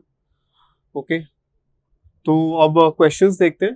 ठीक है, तो कौन से फर्स्ट है, which of the following influences can be drawn from the second paragraph. अगर एक पैराग्राफ स्पेसिफिक क्वेश्चन है तो सिर्फ उसी पैराग्राफ पे ही हमें फोकस करना है। तो सेकंड पैराग्राफ हमारा है यहाँ पर। ठीक है, तो इससे हम क्या इन्फर कर सकते हैं, ये हमें ध्यान रखना है। ठीक है, इससे हम क्या इन्फर कर सकते हैं। So it is widely accepted today that innovation breeds business success, economic growth, job creation, better health care, greater security, ये सब चीजें करता है। No modern political reform fails to call for more innovation. We won't get more innovative products and services if we fail to understand how we came to have so many innovative people. तो ये सब innovation के बारे में है यहाँ पर। ठीक है, and innovator, every innovator or innovative team acquired their skills at a university. The celebrated exceptions यहाँ पर they are just that. तो यहाँ पर कहा है कि सिर्फ exceptions जो हैं जिन्हें celebrate किया जाता है वो सिर्फ exceptions ही है, ज़्यादातर लोग अपनी skills यूनिवर्सिटी में सीखते हैं। And it is the challenge for policymakers therefore is not to create more innovation but the education system can produce more innovators. तो ये challenge है। अब इसके बेसिस पे हम क्या कह सकते हैं, ठीक है, क्या कह सकते हैं। ओके, ठीक है, तो यहाँ है the roots of innovation and अच्छा यहाँ हमें देखना कि क्या वो होता है which of the following can be drawn. Okay, can be drawn, तो यहाँ है roots of innovation and creativity are found in education. क्या ये हिंट किया है यहाँ पर, ये किया तो है हिंट, क्योंकि यहाँ पर कहा है कि ये सब चीजें इनोवेशन करता है। And nearly every innovator and innovative team acquired their skills at a university, और ये यहाँ पर मेंशन्ड है। चैलेंज क्या है, more how this education system can produce more innovators. तो ये इनोवेशन को लिंक किया है एजुकेशन सिस्टम से, तो ये हो सकता है, ठीक है, ये हो सकता है। लेकिन एक बार बाकी ऑप्शंस हम देखते हैं। Creativity as a trait comes with challenges such as disorganised and impulsive behaviour. तो यहाँ पर इसकी तो कोई बात ही नहीं हुई इस पैराग्राफ में, नहीं। People are not born with creative talent, क्या पीपल की जो इनहेरेंट टैलेंट है उसकी बात हुई है? यहाँ पर कहीं पर भी कोई डिस्कशन नहीं हुआ कि क्या जो क्रिएटिविटी है वो इनबॉर्न क्रिएटिविटी की तो बात ही नहीं हुई यहाँ पर सिर्फ कहा है कि डिस्कशन हुआ है कि कैसे जो सक्सेसफुल इनोवेटर्स है वो उन्होंने अपनी स्किल्स जो है अक्वायर की थी यूनिवर्सिटी में। ठीक है, वी डोंट नो कि ये हम इन्फर कर नहीं सकते सिर्फ इस पैराग्राफ के बेसिस पे, इतनी इंफॉर्मेशन के बेसिस पे तो नहीं कर सकते। Most innovators were those who did not fit into the college system. ये तो गलत है, इसका ठीक ऑपोजिट लिखा है कि जो जिनको सेलिब्रेट किया जाता है एज इनोवेटर्स और जो कॉलेज ड्रॉप आउट से वो सिर्फ एक्सेप्शंस ही हैं। They are just that, exceptions, they are exceptions. ज्यादातर केसेस में ऐसा नहीं होता, वो कुछ एक्सेप्शंस हैं। तो most innovators were those who did not fit into the college system, ये तो बिल्कुल ही गलत हो जाएगी स्टेटमेंट। तो इसका आंसर होना चाहिए ए। ठीक है, ए इसका आंसर होगा। ओके, ठीक है, नेक्स्ट। तो इसमें है as per the passage all of the following statements can be said to be true about design except. तो हमें वो स्टेटमेंट ढूंढनी है जो गलत है। ठीक है, एक्सेप्ट है तो गलत स्टेटमेंट फाइंड करनी है। ठीक है, तो अबाउट व्हाट, अबाउट डिजाइन। ठीक है, अबाउट डिजाइन, तो डिजाइन कौन से पैराग्राफ में मेंशन है? अभी आपने रीड किया तो वो लास्ट पैराग्राफ में मेंशन है डिजाइन। ठीक है, यहाँ पर मेंशन है, ये पूरा लास्ट पैराग्राफ डिजाइन के ऊपर फोकस है। और इस पैराग्राफ में क्या क्या कहा गया, अब ये नहीं है कि सिर्फ इसी पैराग्राफ में हम देखेंगे, पर डिजाइन के बारे में डिस्कशन इस पैसेज में सिर्फ लास्ट पैराग्राफ में हुई है। तो लेट्स सी। ओके, तो it is not concern with answering humanistic questions. क्या जो ये कंसर्न नहीं है ह्यूमनिस्टिक क्वेश्चन से? तो यहाँ पर बात की थी कि डिजाइन जो है वो साइंस एंड आर्ट्स दोनों को मिला के होता है, तो ये गलत लग रहा है statement. But to be sure let's see what other options state. ठीक है, तो it brings together the insights from science and art. तो ये तो ठीक था ना, ये तो ठीक है कि साइंस और आर्ट का जो है इंटरसेक्शन, डिजाइन जो है वो उसके इंटरसेक्शन पे होता है। यहाँ पर मेंशन्ड है it is concern with understanding how people use a product. तो यस, ये मेंशन्ड है वहां पर कि जो डिजाइन है वो पीपल सेंट्रिक होता है, कि how people are going to use that product. तो यहाँ पर मेंशन्ड है। ठीक है, ओके, एंड ठीक है. सो नेक्स्ट है it is importance, its importance is underrated. तो यहाँ पर मेंशन भी था far less popular word than coding. तो यस, हम ये इन्फर कर सकते हैं कि इट इज अंडररेटेड. तो ये ठीक है statement. The design of a product decides if it will be disruptive. और ये यहाँ पर मेंशनड ही है कि design is the defining characteristic of whether a product or service is truly innovative and effective, satisfying its use, and visually or tactilely elegant, and thus possibly disruptive. तो design ये decide करता है, ये यहाँ पर mentioned है. तो सिर्फ ए है जो गलत है, क्योंकि पैसेज इसका जो ये पैराग्राफ है इसका ऑपोजिट स्टेट कर रहा था कि ह्यूमनिस्टिक क्वेश्चंस को जो है वो बिल्कुल वो टारगेट करता है, वो पैराग्राफ ने कहा था. तो ये स्टेटमेंट इनकरेक्ट है. ठीक है, तो ये हम मार्क करेंगे. नेक्स्ट, तो नेक्स्ट क्वेश्चन है, which of the following problems in STEM education has been identified by the author. तो स्टेम एजुकेशन के बारे में कहां पर मेंशन किया है, वो भी लास्ट पैराग्राफ में ही मेंशन्ड है. ठीक है, यहां पर भी मेंशन्ड है mathematics, engineering and physics. But जो स्टेम सब्जेक्ट्स थे ये रहे, यहां पर मेंशन है स्टेम सब्जेक्ट्स. तो कौन सी प्रॉब्लम जो है ऑथर ने मेंशन की है, it does not recognise the uncertainty of the real world. ठीक है, it does not understand the importance of art, it does not foster creative thinking in students, it focuses too much on getting the job done rather than learning. तो अगर हम यहाँ देखें क्या क्या mention है कि our problem is not a shortage of coders but the absence of design centering ethos in most STEM subjects. Even though the very purpose of teaching technology is frequently to disrupt, STEM programs often don't include disruption. Okay, they don't foster creativity, they don't recognize the uncertainties of the real world. ये यहाँ पर कहा गया है, और ये uncertainties वाला point तो यहाँ पर क्लियरली मेंशन्ड है. तो ए तो है, बट ए तो है. ठीक है, तो और अच्छा, मोर देन वन ऑप्शन भी हमारे पास, तो कोई और ऑप्शन क्या करेक्ट हो सकता है. Instead students learn facts and conduct idealise predictable experiments with the idea that unique solutions और clear outcomes exist. They are expose to creation to let in the educational process. तो अब यहाँ पर ए तो क्लियरली है. क्या यहाँ पर हो सकता है, it does not understand the importance of art, it does not foster creative thinking. ये तो ये करेक्ट है, यहाँ पर ये लिखा है. ठीक है, तो ठीक है, तो ये क्रिएटिविटी को फॉस्टर नहीं करता. तो ए एंड सी तो एटलीस्ट दो तो है ही करेक्ट. ठीक है, तो अब हमें बी को चेक करने की भी जरूरत नहीं है क्योंकि मोर देन वन करेक्ट है, और ये हम मार्क करेंगे ई, इसका आंसर हो जाएगा. ठीक है, next, the first paragraph of the passage, in the first paragraph of the passage, the author's chief intention is to what? क्या इंटेंशन, अब ऑथर की इंटेंशन बतानी है. सिर्फ सब इनडायरेक्ट क्वेश्चंस हैं, तो आपको समझना होगा ऑथर क्यों ये स्टेटमेंट की, क्यों ये पैराग्राफ लिखा है ऑथर ने. तो यहाँ पर बताया है कि क्या क्या हुआ था. 60 years ago this company was formed and Silicon Valley was born. A year later this happened. 8 of this company's founders left to form Fairchild Semiconductor. Many of those same innovators ended up creating Intel and tech-centered venture capital firm. This firm and inspired a cascade of other entrepreneurs to forge what is arguably the most successful engine of innovation in the world today. So powerful is the aura of Silicon Valley that at least 100 regions across the globe, more than 30 in the United States, have adopted the moniker. Moniker होता है nickname from Silicon Beach to Silicon Gulf. तो ये यहाँ पर इसके बारे में बताया कैसे उसकी शुरुआत हुई थी, कैसे वो डेवलप हुआ, और फिर आज के टाइम पे कितना फैल गया है कि जो ये सिलिकॉन वैली जो नाम यूएस की एक पर्टिकुलर जगह पर पड़ा था, तो वहां से फिर अब वर्ल्ड में जगह जगह है. तो कौन सा इनमें से कौन सी लाइन है जो ये ऑथर का जो इंटेंशन है वो जस्टिफाई कर रही है उससे लाइन में है.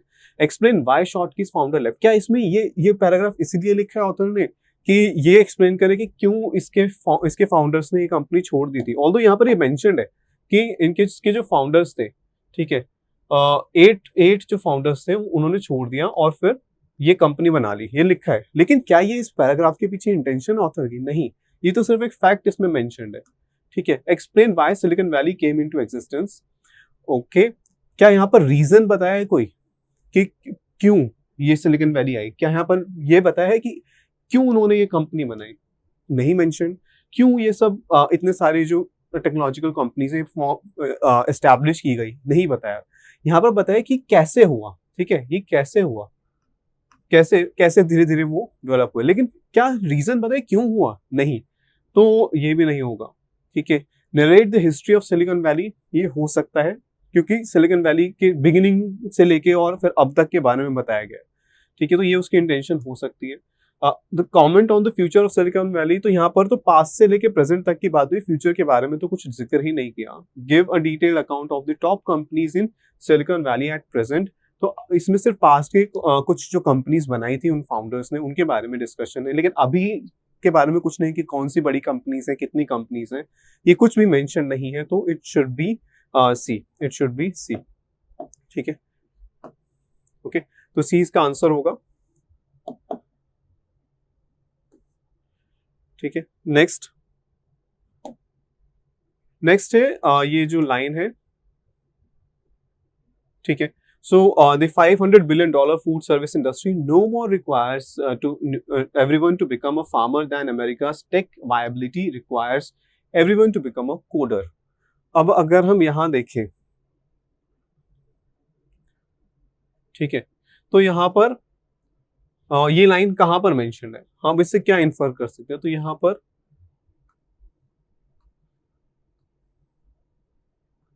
$500 बिलियन यहाँ पर मेंशन्ड है, ये रही $500 बिलियन। तो किस कॉन्टेक्स्ट में मेंशन्ड है कि आज की कि ये यहाँ पर मेंशन्ड है कि जो कैनेडी प्रेसिडेंट कैनेडी थे, उन्होंने कहा था कि ये सब्जेक्ट्स इंपॉर्टेंट है और फिर आज के डेट में कोडिंग भी उसमें ऐड कर देनी चाहिए।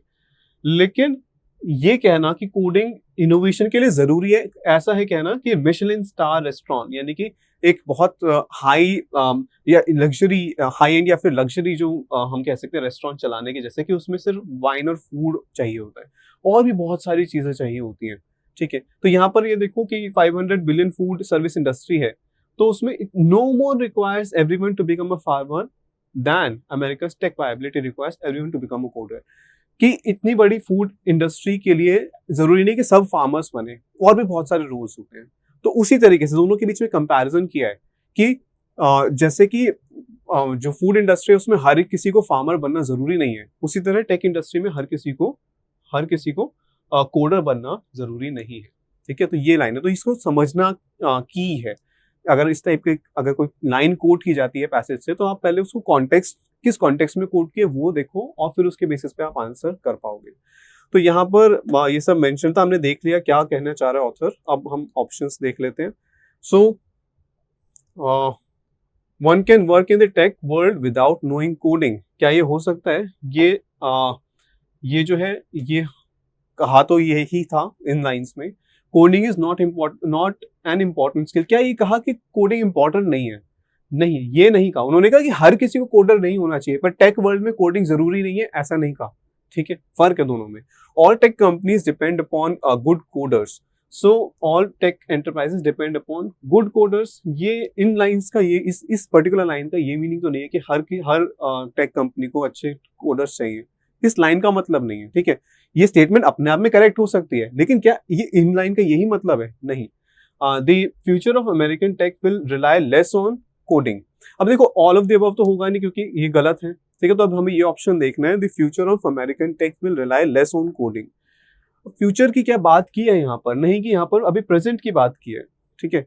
तो यहाँ पर फ्यूचर के बारे में कुछ नहीं कहा गया कि फ्यूचर में चाहिए होगा, नहीं चाहिए होंगे कोडर्स, ठीक है। कैसे कोडिंग कितना डिपेंड करेगा कोडिंग पे, कुछ मेंशन नहीं है। तो we will go with A, ठीक है।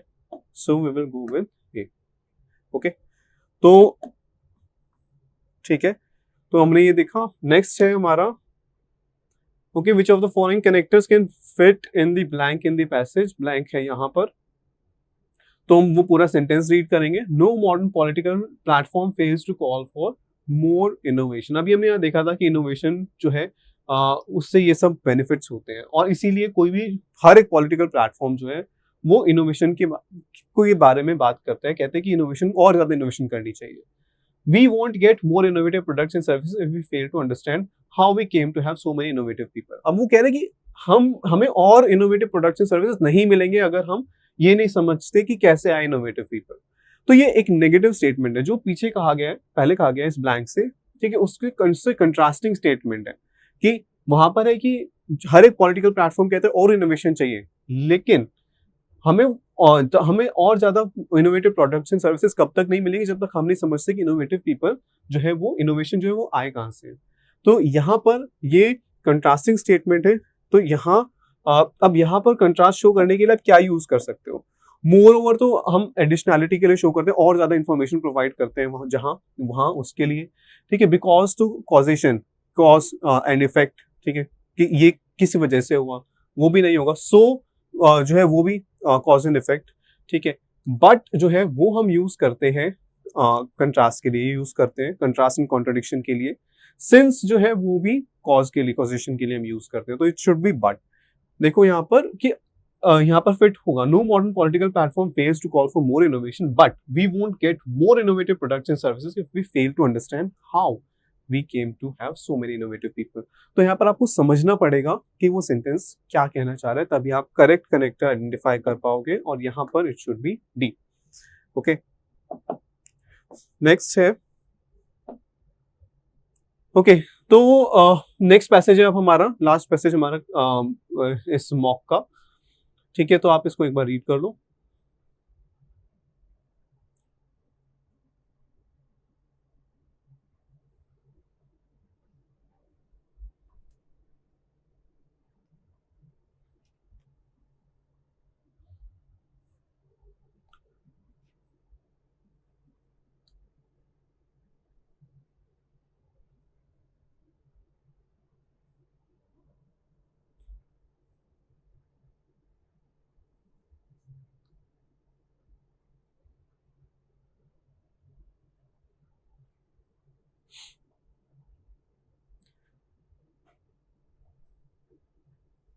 ठीक है, चलो, तो अब हम क्वेश्चंस पे आते हैं।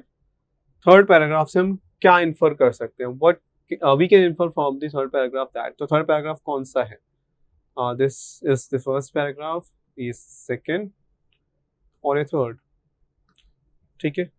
To refute them Lusk applies the simple lessons of economics 101। तो हमने ये पैसेज के बारे में शुरुआत में ऑरेंज इन्फेस्टेशन के बारे में डिस्कशन है, फिर है कि फूड को लेकर कि कैसे ओबेसिटी जो है वो क्यों जो है इतना फैल रही है और क्या कौन रिस्पॉन्सिबल है उसके लिए। तो इन सबसे रिलेटेड जो पॉइंट्स है वो है, तो to refute them Lusk applies the simple lessons of economics 101। किसको रिफ्यूट करने के लिए? कि यहाँ पर जो उस ऑथर ने एक बुक लिखी थी, वो थी, जो बुक थी, इट वाज ओके, तो जो बुक थी द फूड पुलिस, तो उसके ऑथर ने जो लोग ये मानते हैं कि जो कॉर्पोरेट्स हैं, फूड बिग फूड कंपनीज हैं, उनके अगेंस्ट हैं, ठीक है, और वो जो उन्हें कहा गया है फूड पुलिस, और जो है वो ये सब चीजें चाहते हो और इसके अगेंस्ट है। उन्हें लगता है कि सारी जो गलती है वो बिग फूड कंपनीज की है। So to refute them Lusk applies the simple lessons of economics 101। Economics 101 मतलब कि जो बिल्कुल बेसिक इकोनॉमिक्स, किसी कोर्स के आगे केवल तो यूनिवर्सिटीज में कोर्सेज होते हैं, ठीक है, जैसे computer science 101, economics 101, that means बिल्कुल बेसिक इकोनॉमिक्स प्रिंसिपल्स यूज किए हैं। Think fat and sugar taxes will help make us thinner, think again. Food is so cheap in America that food purchases are relatively insensitive to price variations. A few cents more of a Coke won't strain the consumer's budget enough to force a change in consumption. For such a tax to work, it would have to be enormous. Even a 10% tax on fat, Lusk estimates, would reduce consumption by less than 1%. Or a tax of 20% on suggested beverages would result in a paltry 2-pound weight loss on average. Any truly effective tax would thus fall heavily and regressively on the poor. Moreover, since higher taxes on generally cheap products will most affect the purchasing power of those with low income. तो हमने पूरा paragraph अभी देखा है, ठीक है, आपको read करना है अब यहाँ पर थर्ड, कई बार होता है कि आप पहले क्वेश्चंस जब देख लेते हो तो आपको आइडिया होता है कि थर्ड पैराग्राफ में इन्फ्रेंस पूछा है, तो आप जब रीड करोगे पैसेज तो आप थर्ड पैराग्राफ पे ज्यादा फोकस करोगे, ठीक है। तो ऐसे भी कर सकते हो, आप पहले पूरा पैसेज रीड करके क्वेश्चन देख सकते हो, या पहले एक बार just quickly go through the questions, कौन से पैराग्राफ स्पेसिफिक क्वेश्चन है तो उन पे थोड़ा ज्यादा ध्यान देना है, ऐसा भी आप कर सकते हो। तो थर्ड पैराग्राफ पे हम क्या इन्फर कर सकते हैं, ठीक है। Fat and sugar taxes are not likely to have the desired outcome. Okay, maybe ये हो सकता है, क्योंकि यहाँ पर फूड एंड शुगर टैक्सेस के बारे में क्या है कि अगर हम लगाते भी हैं तो उसका कोई इम्पैक्ट नहीं पड़ेगा, क्योंकि फूड प्राइसेस बहुत कम बढ़ेंगे और लोग फिर भी परचेज करते रहेंगे, लेकिन उसका नेगेटिव इम्पैक्ट पड़ेगा पुअर पीपल पे जो अफोर्ड नहीं कर पाएंगे फूड, ठीक है। तो यहाँ पर ये था, तो ये हो सकता है। Fat and sugar taxes will only work for upper classes not the middle class, ये तो है ही नहीं, यहाँ पर कहीं भी ये नहीं मेंशन किया है कि मिडिल क्लास में नहीं काम करेगा, अपर क्लासेस पे काम करेगा, no. In order to increase sugar consumption junk food must be taxed highly. अभी यहाँ पर फूड के टैक्सेशन के अगेंस्ट आर्ग्यूमेंट प्रेजेंट किए इस पैराग्राफ में, तो ये नहीं होगा। Fat and sugar taxes can only work in countries where food is expensive, क्या ये ऐसा हो सकता है? क्या ये हम इन्फर कर सकते हैं? देखो यहाँ पर एक स्पेसिफिक कंट्री का एग्जांपल है, हम वहां से जनरलाइजेशन नहीं कर सकते कि हाँ ऐसी कंट्रीज में होगा जहाँ पे फूड एक्सपेंसिव है, वहां तो ये टैक्सेस वर्क करेंगे ही। We can not make an over generalisation, so this is also not correct, ठीक है। ये इस एक स्पेसिफिक सिचुएशन से हम पूरे वर्ल्ड में सब कंट्रीज पर हम एक जो है ये इन्फ्लुएंस नहीं कर सकते उन कंट्रीज के बारे में। An effective sugar tax would be one that does not apply to people below a certain income bracket. ये यहाँ पर ऐसा तो नहीं कहा, ठीक है। उसमें ये कहा है कि इफेक्टिव शुगर टैक्स, उन्होंने उसमें ये नहीं, उसमें ये तो कहा है कि जो पुअर पीपल है उनके ऊपर इम्पैक्ट पड़ेगा, लेकिन उसमें ये कहा कि जो लोग अफोर्ड कर सकते हैं वो तो करते ही रहेंगे। तो ऑब्जेक्टिव क्या है? ऑब्जेक्टिव है कि जो लोग ये शुगरी जो फूड है वो कम परचेज करें, ठीक है, food with high sugar content. लेकिन अगर टैक्स भले ही उन पे हम इम्पोज कर भी दे तब भी लोग जो है वो परचेज करेंगे, और अगर हाई टैक्स भी इम्पोज करते हैं तब भी वेट लॉस नहीं हो पाएगा, जो कि ऑब्जेक्टिव है। तो ये कैसे इफेक्टिव होगा? भले ही आप रिच पीपल पे अप्लाई करो, तो it should be A, it should be A, ठीक है, it should be A. Next है we can conclude that Jason Lusk argues that the contemporary food police believe all of the following except, तो contemporary food police के बारे में यहाँ पर mentioned है, ठीक है। so यहाँ पर ये रहा,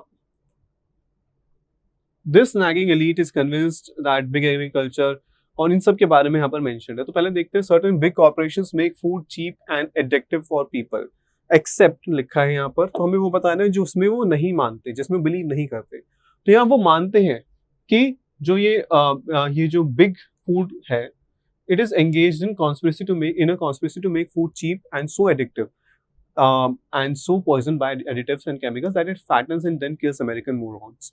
तो यहाँ पर हम ये समझते हैं कि ये जो फूड पुलिस है इस चीज को मानती है, ठीक है, तो दे बिलीव इन दिस। तो इसलिए ये ऑप्शन इनकरेक्ट हो जाएगा। स्टेटमेंट ठीक है कि जो फूड पुलिस है वो इसमें मानते हैं, पर हमें गलत स्टेटमेंट फाइंड करनी है। Food can be produce cheaply using technology, ठीक है। अब यहां पर ओके, तो टेक्नोलॉजी के बारे में क्या मेंशन्ड है? ये यहां पर ऊपर मेंशन्ड है, ठीक है। यहां पर देखो, यहाँ पर economic ignorance, anti capitalist, anti science, anti technological passion of our contemporary food police. तो टेक्नोलॉजी, वो एंटी टेक्नोलॉजी है, यानी वो टेक्नोलॉजी में बिलीव नहीं करते। तो ये इसमें मतलब ये इसमें भी नहीं मानेंगे। Food can be produced using cheaply using technology, तो वो इसमें नहीं मानेंगे। हाँ, तो ये हो सकता है आंसर, ठीक है। Big food corporations are responsible for climate change, ये तो यहाँ पर मेंशन्ड है, ठीक है, यहाँ पर मेंशन्ड है, ये रहा। Kill the planet itself using which is sure to perish from a holocaust of a different kind. तो उन्हें लगता है कि बिग टेक कंपनीज जो है वो क्लाइमेट चेंज के लिए रिस्पॉन्सिबल है। तो हाँ, GMOs are not a desirable food commodity, बिल्कुल, क्योंकि यहाँ पर मेंशन्ड है GMOs के बारे में। They want to use public policy and taxes to eradicate genetically modified organisms. Eradicate means they do not want genetically modified organisms. तो यहाँ पर यही mentioned है कि वो desirable नहीं मानते। तो ये जो है फूड पुलिस इसमें बिलीव करती है, तो ये इनकरेक्ट है। ठीक है, local food production is good for the environment, तो यहाँ पर क्या वो इसमें मानते हैं small and local production of organic food, तो हाँ वो इसमें मानते हैं, तो ये भी इनकरेक्ट होगा, बी इसका आंसर होना चाहिए। ठीक है, शुड बी बी। ठीक है, तो वो इसमें नहीं मानेंगे क्योंकि उन्हें वो एंटी टेक्नोलॉजी है। ऑलराइट, चलो नेक्स्ट देखते हैं। As per the passage, Jason Lusk makes the case in his book that, अब यहाँ पर जो बुक के बारे में मेंशन है, उन्होंने अपने बुक में क्या क्या लिखा है कि ठीक है, यहाँ पर in his compact, lively and well-argued new book, Lusk, a man who knows something about American agriculture, he actually worked on a farm, demolishes the economic ignorance and anti-capitalist, यहाँ से हमने फिर आगे रीड कर लिया है। तो उस बुक में उन्होंने ये फूड पुलिस के बारे में ये सब जो है बताया है।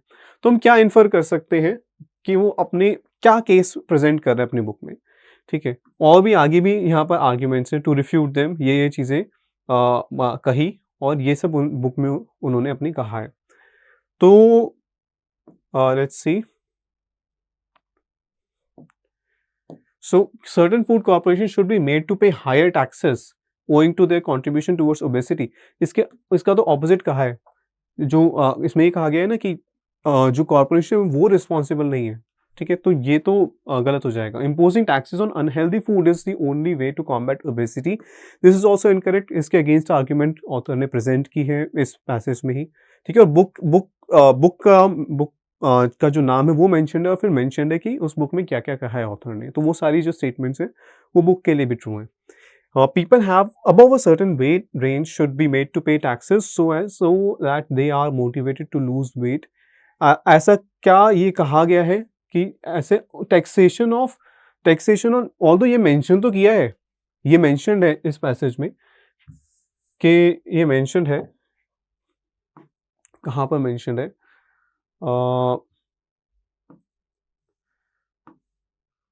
ठीक है, हाँ यहाँ पर देखो लास्ट पैराग्राफ में मेंशन्ड है, if obese people in effect force costs on others, then the only fair thing would be to do would be to tax fat people. तो fat people को tax करने के बारे में कहा गया है, not what makes them fat.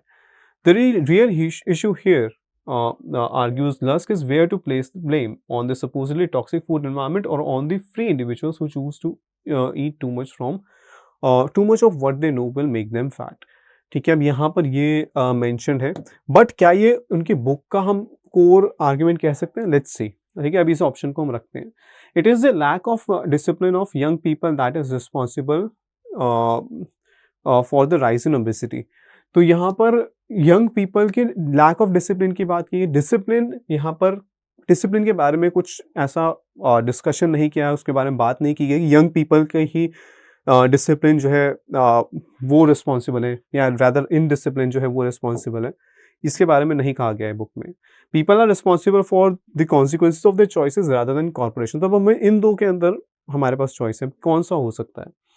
तो ये मेंशन्ड है पैसेज में, लेकिन एक जगह मेंशन्ड है कि ऐसा किया जाना चाहिए। ठीक है, हमें बताना है कि व्हाट केस मतलब कि किस चीज़ के फेवर में ऑथर आर्ग्यू कर रहा है, क्या जो ऑथर का आर्ग्यूमेंट क्या है ओवरऑल।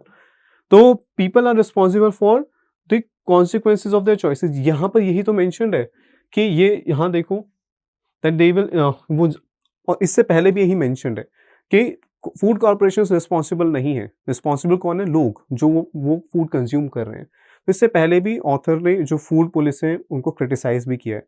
ठीक है, तो यहाँ पर जो इन दोनों के बीच में चॉइस है, तो वी शुड गो विद ई। ठीक है, क्योंकि वो सिर्फ एक स्पेसिफिक इंस्टेंस है, और ये जो है ये it is not the case the author is making. Author का आर्ग्यूमेंट ये है कि पीपल जो है वो अपने जो कॉन्सिक्वेंसेस है उनके लिए खुद रिस्पॉन्सिबल है। ओके, ठीक है, नेक्स्ट है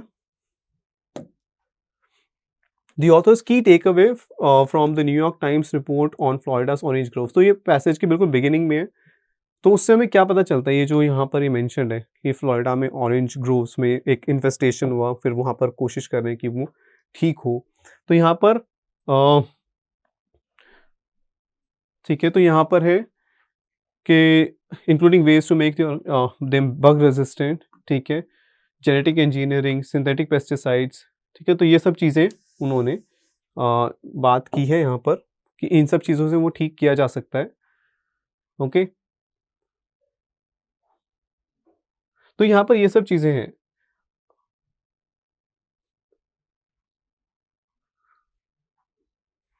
ठीक है, तो यहाँ पर ये हमने ये पढ़ा और यहाँ पर एंड में ऑथर ने कहा कि जो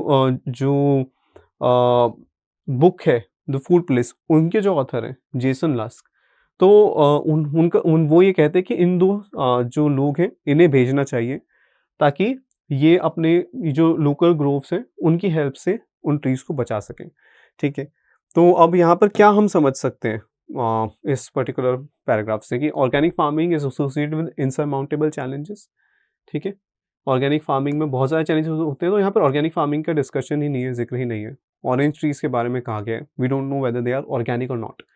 ठीक है, सो ठीक है, तो ये तो नहीं होगा।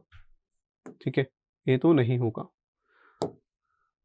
Climate change is threatening our food supply. Climate change को यहाँ पर नहीं कुछ नहीं कहा गया है इस पर्टिकुलर न्यूयॉर्क टाइम्स की रिपोर्ट में। क्लाइमेट चेंज को इसके लिए रिस्पॉन्सिबल नहीं कहा गया है। Science can help address the issue of food scarcity. तो food scarcity and science, okay let's see. Only technology can solve the problem of obesity. Obesity का यहाँ पर कुछ डिस्कशन है क्या? जो ये ऑरेंज ग्रोव्स की बात हुई वहाँ पर कोई भी इसका जिक्र नहीं है। Only technology can help secure the food supply.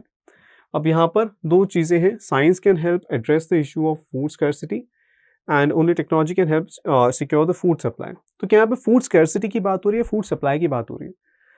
खाने की कमी की बात नहीं हो रही है यहाँ पर, ये हो रहा है कि कैसे वो जो है ये प्रॉब्लम आई है इस पर्टिकुलर बग की वजह से।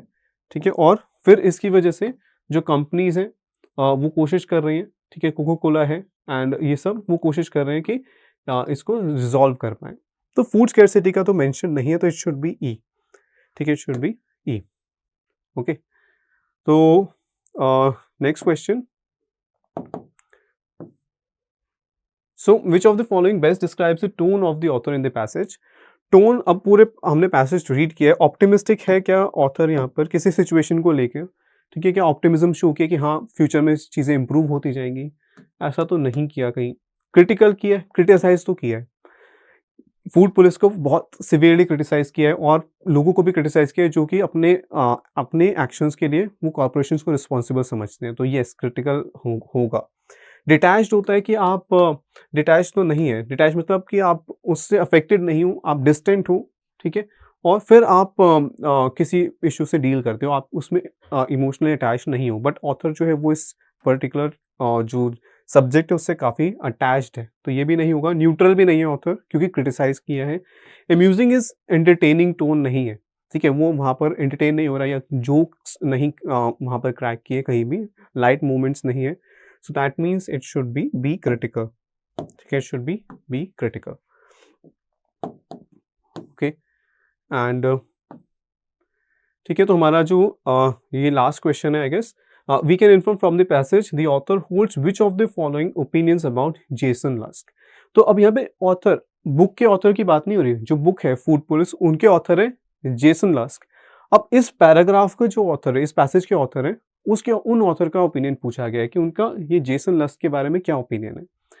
तो हमने पूरा पैराग्राफ पैसेज रीड किया है, उसके बेसिस पे हम क्या कह सकते हैं? लस्क इज इग्नोरेंट। कहीं से भी ऐसा लगा इग्नोरेंट है, उन्हें चीज़ों के बारे में नहीं पता है, इकोनॉमिक साइड के बारे में। इनफैक्ट एक पैराग्राफ में तो कहा है कि he uses the concepts of economics, ठीक है, to refute their arguments, the arguments of the food police. तो ये तो गलत हो जाएगा, ये तो गलत हो जाएगा, ये ओपिनियन नहीं है ऑथर का, तो ए तो है नहीं। ठीक है, बी एंड सी हो सकता है या फिर, ठीक है, ये नहीं है तो ये भी नहीं होगा, या तो अब बी सी या डी में से कोई होगा। तो देखते हैं, Lusk presents reasonable arguments regarding the food industry. तो ऑथर क्या, जब हमने रीड किया तो हमें लगता है कि ऑथर ने इस पैसेज के ऑथर ने लस्क को कोट किया जगह जगह जो है आर्ग्यूमेंट्स को सपोर्ट करने के लिए अपने। ठीक है, तो ये हो सकता है, ये होना चाहिए। And Lusk was inform when it came to American agriculture. तो यहाँ पर तो ये तो डायरेक्टली मेंशन्ड है, ये तो डायरेक्टली यहाँ पर मेंशन्ड है कि क्या मेंशन्ड है, ठीक है, हाँ, ये देखो यहाँ मेंशन्ड है कि Lusk a man who knows something about American agriculture, he actually worked on a farm. तो इससे पता चलता है कि ऑथर को लगता है कि जो लस्क है उन्हें पता है एग्रीकल्चर के बारे में, ठीक है, तो सी तो डेफिनेटली है। और बी है कि Lusk presents reasonable arguments regarding food industry, तो यहाँ पर उनके आर्ग्यूमेंट्स कन्विंसिंग है, उनको रीड करके लगता है कि ऑथर जो है लस्क के आर्ग्यूमेंट से एग्री कर रहा है, तो इसलिए हम कह सकते हैं कि ये बी एंड सी दोनों होने चाहिए, that means D should be the right answer. ठीक है, तो नेक्स्ट क्वेश्चन जो है ये हमने डिस्कस कर लिया था ऑलरेडी पहले, तो ये हमारा लास्ट क्वेश्चन था। तो आपको जो है एग्जाम में पूरा जो है पूरा हर एक क्वेश्चन अटेम्प्ट करने की जरूरत नहीं है, you need to pick and choose. जैसे अगर इस पर्टिकुलर क्वेश्चन में अगर आप कंफ्यूज हो बी और सी में, ठीक है, काफ़ी अगर आपको नहीं लग पा रहा बिल्कुल ही, तो यू कैन स्किप इट, ठीक है, तो बहुत ज़्यादा आपको जो है रिस्क नहीं लेने हैं, बट अगर आपको लगता है कि ये आंसर होना चाहिए तब आपको मार्क करना है, एक्यूरेसी पे फोकस करना है, ठीक है, ऐसा नहीं कि अगर हमें हमारे 35 क्वेश्चन है तो 35 ही अटेम्प्ट करके आने हैं, ठीक है, ऐसा ज़रूरी नहीं है, ठीक है, जितने आप एक्यूरेटली कर सकें उतने आपको अटेम्प्ट करने चाहिए। So I hope this session was helpful for you, thank you.